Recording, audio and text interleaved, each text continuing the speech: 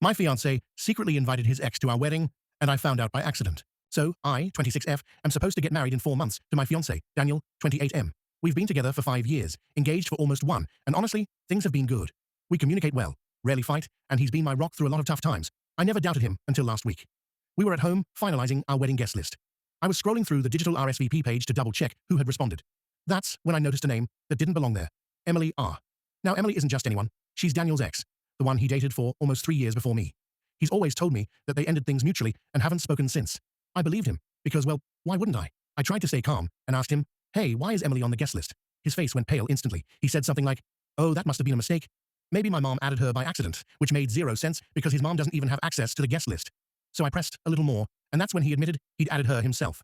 But only because he felt bad leaving her out. He said she reached out a few weeks ago to congratulate him after she saw our engagement photos on social media. According to him, the conversation was totally innocent, and he invited her out of politeness. I didn't yell, I just sat there staring at him, trying to understand what part of that made sense. Who invites their ex, who they supposedly haven't spoken to in years, to their wedding out of politeness? He tried to explain that they've moved on and that he wanted to show there were no hard feelings. He said, "It's closure for both of us." But here's the thing. I never needed closure from my exes, and I definitely wouldn't invite one to my wedding. The more I thought about it, the more it bothered me.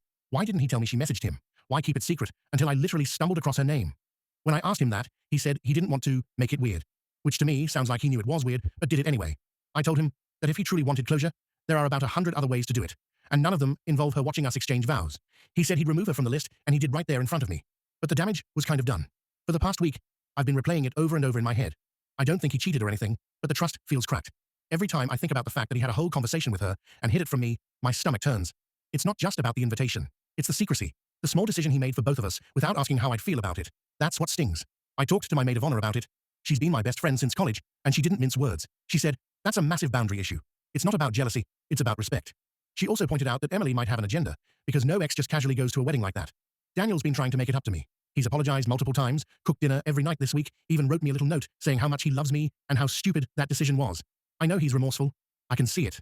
But part of me wonders why he made that choice in the first place. It's not like he's clueless. He's one of the most emotionally intelligent people I know, which makes me think there was something deeper behind it. Maybe nostalgia, guilt, I don't know. Last night, we had another long talk. He said he didn't realize how much it would hurt me, and that he was just trying to be the bigger person. I told him that being the bigger person doesn't mean reopening doors that were closed for a reason. He said he understood, and that he'd cut off all communication with her completely. I want to believe him. I really do. But trust doesn't bounce back overnight. I keep wondering if this is something I can move past.